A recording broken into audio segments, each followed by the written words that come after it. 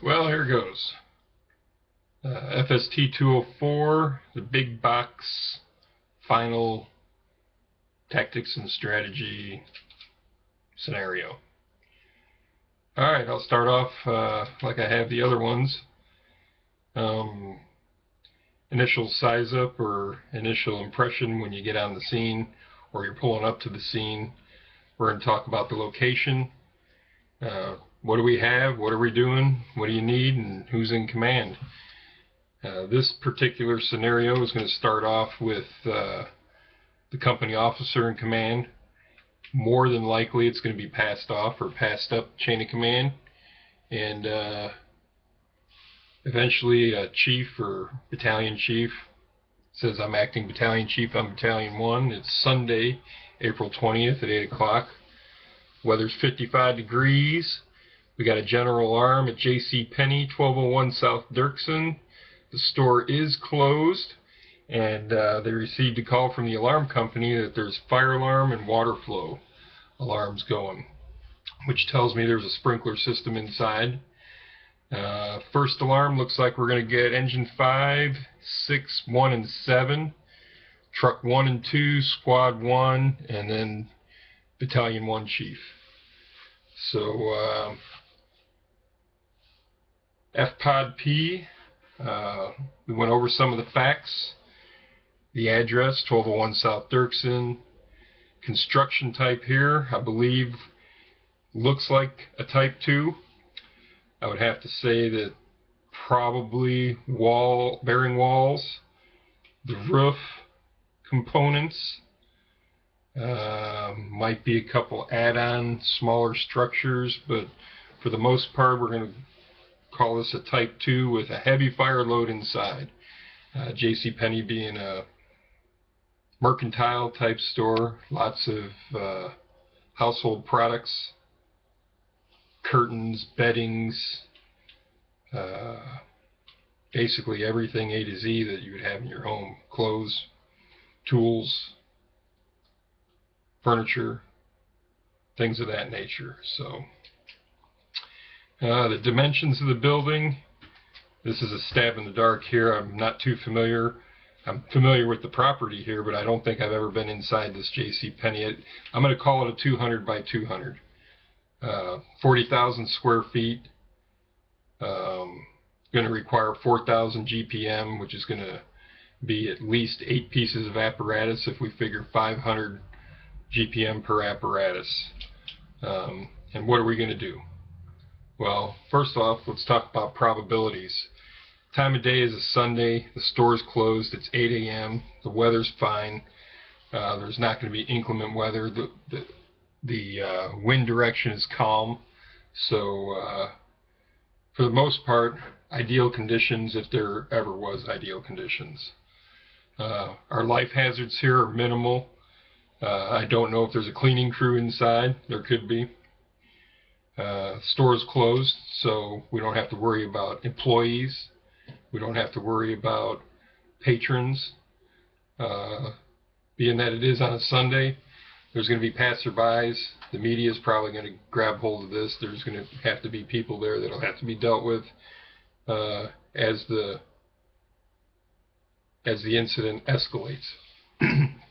So, what do I have responding? We already went over. There's 1, 2, 3, 4 engines, 2 trucks, a squad, and a battalion chief.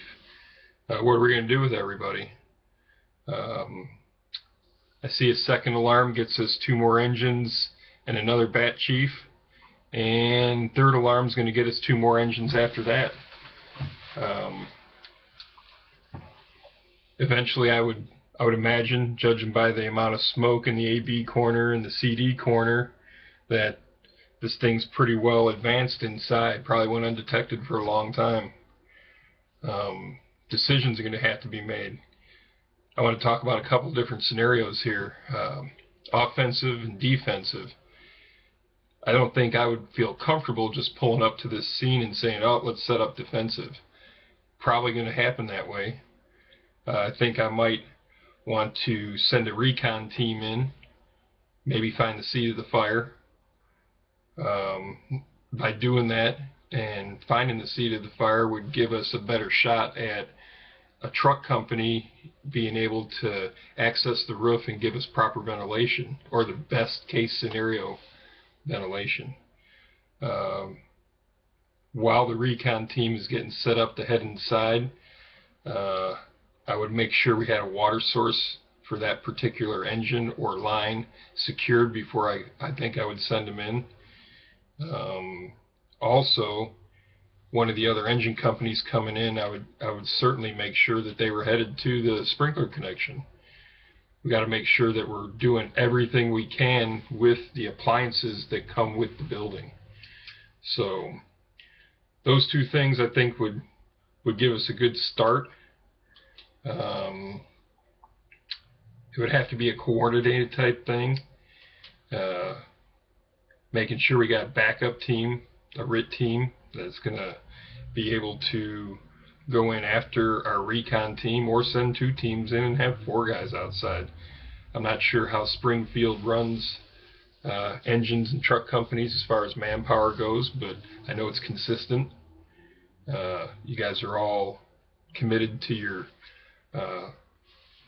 an engine guy is an engine guy. He's on there until he maybe changes assignments. Here in Lincoln, we got 4 to 6 guys on a shift, and at any given day you could be driving, you could be the officer in charge, and you could also be doing truck duties. I mean, it's just you have to be able to do everything, jack of all trades, which in my opinion keeps everybody busy and motivated, but then on the other end not specialized in anything. So let's move along here a little bit. Plans. What are we going to plan to do? Well, if we back up a little bit and we take a look at our main size of things we're looking at, we do want to find the seat of the fire if we can get inside. I don't know, this looks like it's supercharged. Is it because the fire's that advanced, or is it because there's the sprinklers are doing their jobs and snuffing everything and pushing the smoke out? I don't know. Extension looks like it's pretty well extended. Judging by this, the seaside has the heavier smoke or the plume that's coming out of it, which is the rear. So if we go in the front and we find the seat of the fire at the back, maybe we can do something about pushing it out the back door. I don't know. Life hazards here are going to be minimal. Like I said, maybe a cleaning crew inside. Time of day is not a problem for us. The weather's not a problem. We talked about the construction of the building. It's going to hold up for us for quite a while. We do have to worry about the load. Height's not a factor for us. We can access the roof anytime we want in a safe manner. Talked about total square footage, 40,000 square feet if my guess is right.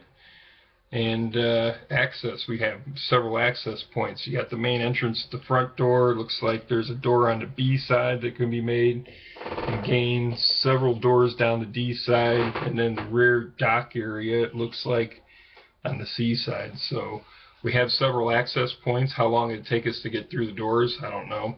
Is there a Knox box out front with keys to let us in? Pre-plan would have been a good one on this. Stores this size in Lincoln, we've already done the pre-plans on, so I would already know about some of those things. We do know there's a sprinkler inside, internal protection, because we got a water flow alarm, and water supply is really not going to be an issue. You said there's 4 hydrants around the perimeter and plenty more down Dirksen, so being able to make those lays, I doubt would be a problem. On our trucks, we carry 900 to 1,200 feet of 5-inch, which is easily could get us across this parking lot and supply, give each apparatus that we may set up a separate supply. Firefighters aren't going to be a problem. First, second, third alarms are going to be available for us to draw from. Span of control is a consideration. The second bat chief gets in there, maybe we set up a rear operation. I know we're going to have a staging operation we can set up in, looks like the AB corner of the parking lot. I know there's quite a bit of room out there, so bringing people in and getting them staged and what have you, setting up a rehab area. If this goes long term, being able to get guys rotated out and bringing more in from the staging area. So kind of in a nutshell here, getting a decent size up down, starting to place engines where we need them, getting the truck company working, being able to see where the seat of the fire is at, and if not, setting up for a defensive operation. May have to special call a couple other aerials or towers, snorkels if there is any in Springfield, and be able to get this thing knocked out when the roof falls in on it. So I'm just going to summarize a little bit here. Giving a good size up, knowing what apparatus we got coming, understanding the water supply, setting up a command. This is going to have to be a definite command structure, dividing people up into divisions. You might have your attack, you might have your RIT, the vent teams, trucks, possibly splitting up into two halves, an AB sector and a CD sector, and letting each battalion chief have more control over the amount of apparatus that's in there. You know, we talk about 3 to 7 with 5 being optimal. Having a good strategy, like doing a recon so we can possibly place the vent in the right place, but then also enacting on it. Rescue is going to be at a minimal, like I said. Doesn't look like there's any exposures. Being able to contain and confine the fire, and possibly extinguishing it from the inside so that we can save some of their product that's in there and make the loss less.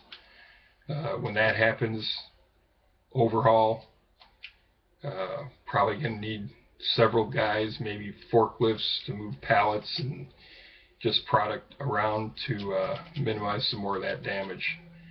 Ventilation, always a consideration when we're doing the recon thing. Trench cutting, like in your strip mall scenario, and just having the support, knowing that you can go to a 4th alarm and a 5th alarm and a 6th alarm, and you just keep calling for more and more and more help until you have enough help.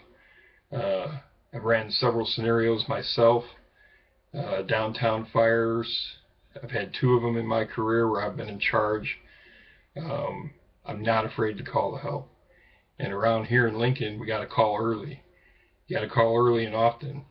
And once you start getting the numbers piling up, I think we had 13 rigs set up on a water supply from across the railroad tracks. We had to, to get to a different main when we had the one downtown fire at the Oasis Center, because the downtown hydrants are older. They're double deuce and a halfs, and with the 2 trucks that we had set up that we were supplying already, we had to go to a drop tank operation to supply a ladder truck from Sherman, which took 30-something minutes to get there. So looking at all that, I hope that's what you were looking for. Definitely a fire of this size is going to be more than certainly one battalion chief can handle. Here in Lincoln, if we have a fire this size, there's probably going to be anywhere from 15 to 20 pieces of apparatus just with 2 to 3 guys on it, just to get the numbers of guys that we're going to need to move this hose around and get enough water put on this thing to put it out. So if you're looking for any more than this, I don't know what to tell you. Hopefully it's what we needed to get done. Thanks for your time.